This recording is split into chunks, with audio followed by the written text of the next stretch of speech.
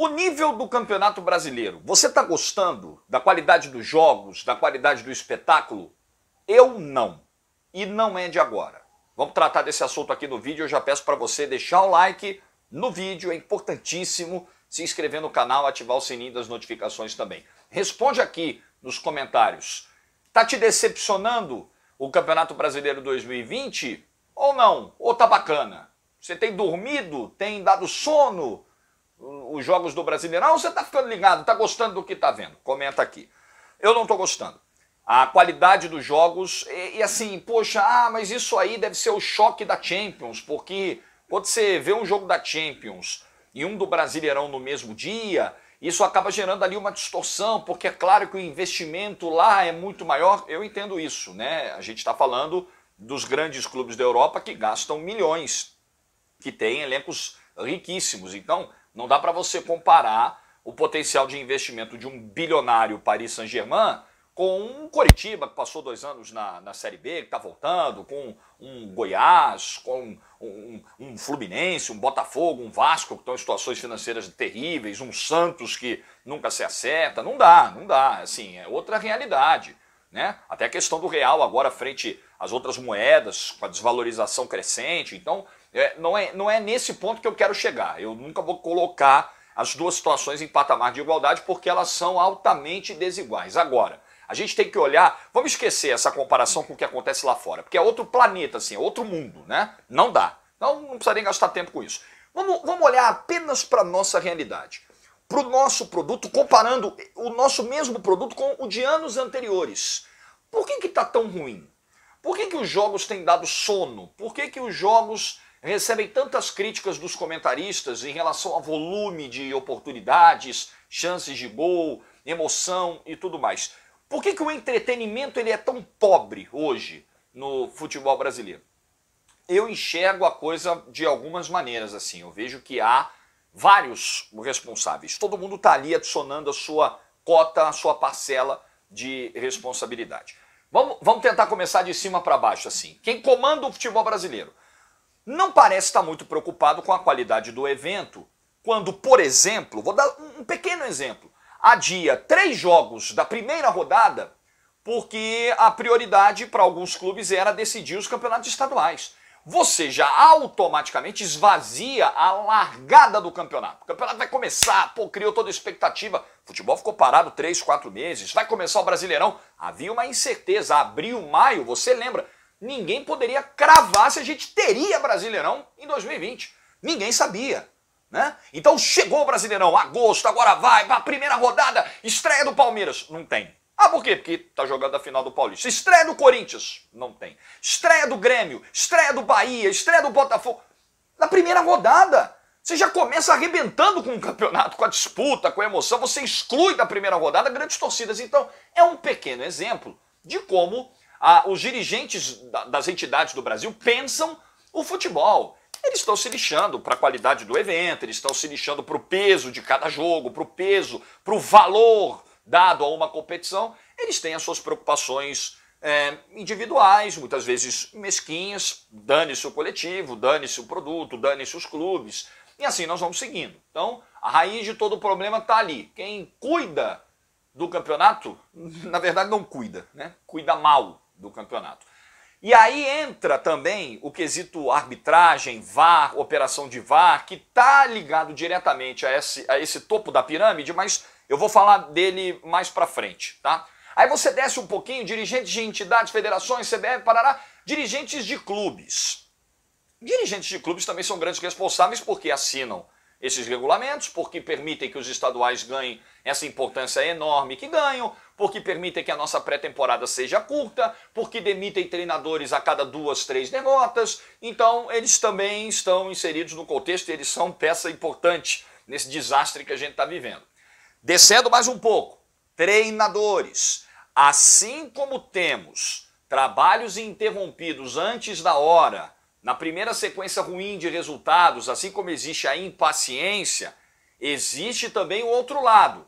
Profissionais que não conseguem otimizar os processos, profissionais, alguns com tempo para mostrar evolução, e que não conseguem fazer isso. E aí se escoram muitas vezes nessa cultura imediatista, na vitimização quando são demitidos, às vezes, em alguns casos, são demissões que se justificam, mas aí a muleta discursiva ela já vem de imediato, né? Então você tem treinadores que têm dificuldade de sair da casinha, de propor algo novo, de executar algo novo, treinadores com dificuldades de gerir elencos, de gerir pessoas, treinadores que ficam estagnados e se incomodam quando chega alguém de fora trazendo algo novo, produzindo muito mais, com um nível de atuação e de resultados muito melhor. Então a gente tem um momento delicado da safra de treinadores no Brasil.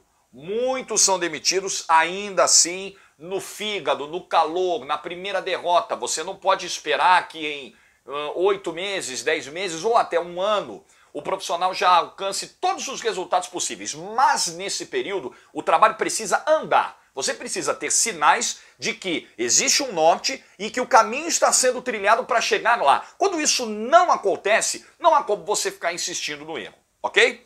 Jogadores, vamos descer mais um pouquinho.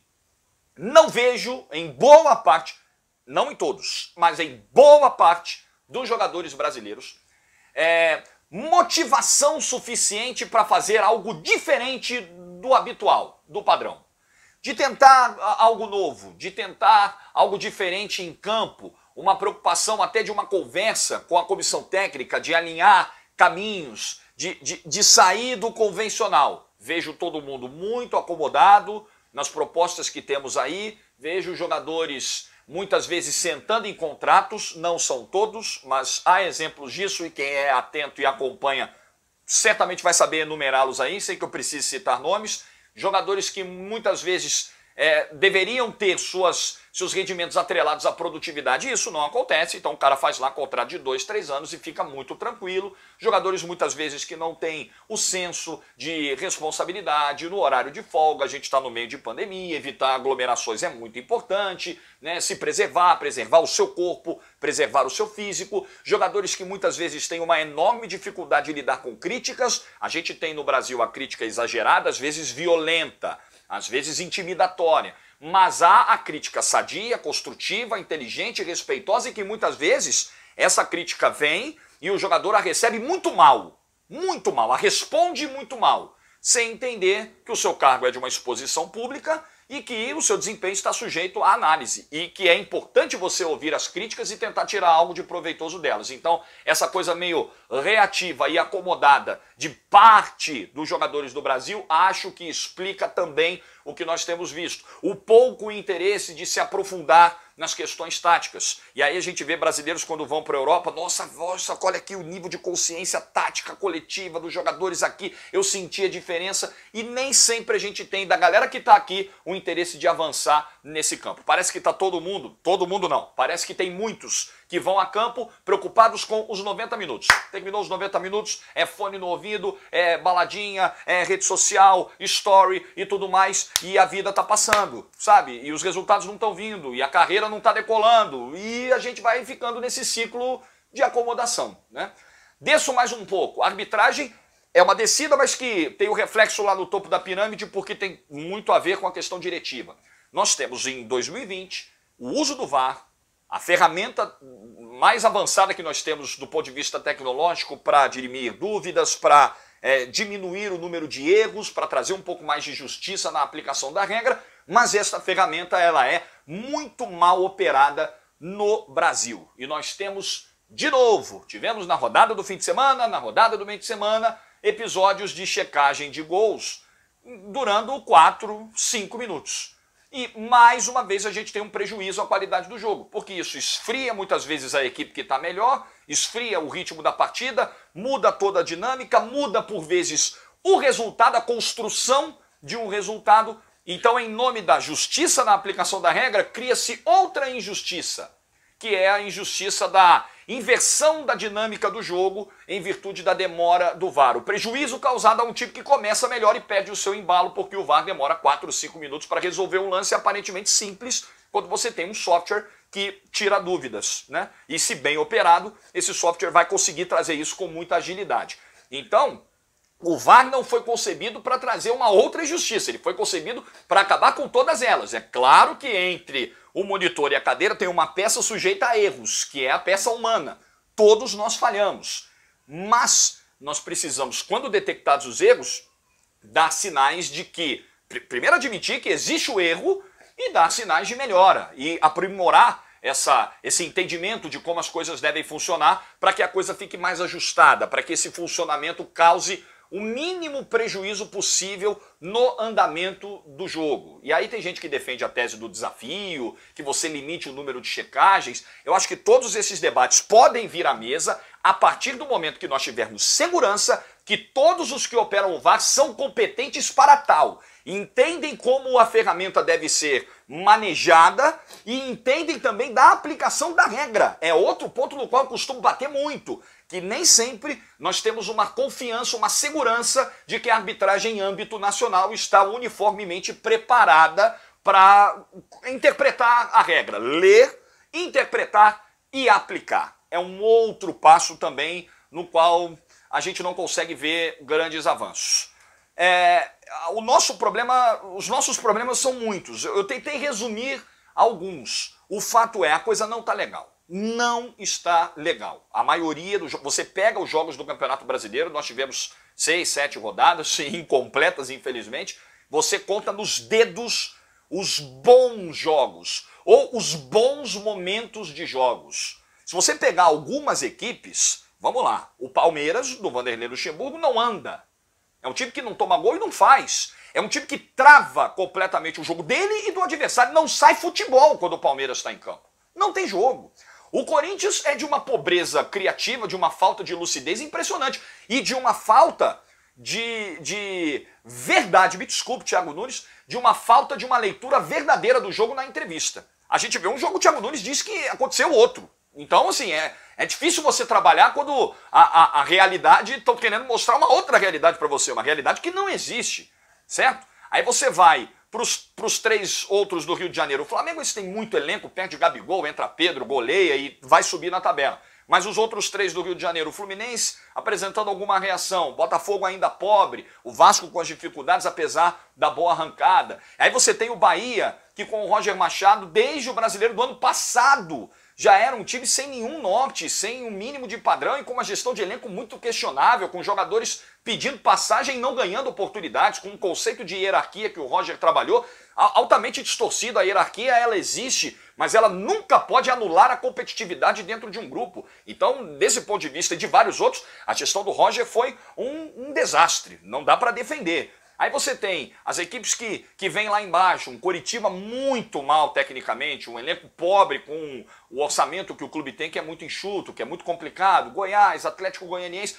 Você tem um São Paulo que precisou mudar ali com o Diniz as suas características para tentar conseguir resultados e conseguiu 3 boas vitórias, mas não é ainda uma certeza de que esse São Paulo vai embalar. Então, assim é a nossa realidade do futebol brasileiro. Nós temos muito mais dúvidas do que certezas nesse momento. Muito mais perguntas do que respostas. E para fechar o vídeo, quando sentamos aqui e dizemos tá ruim, tá complicado, não tá legal o Campeonato Brasileiro, a gente não faz isso com nenhum gosto.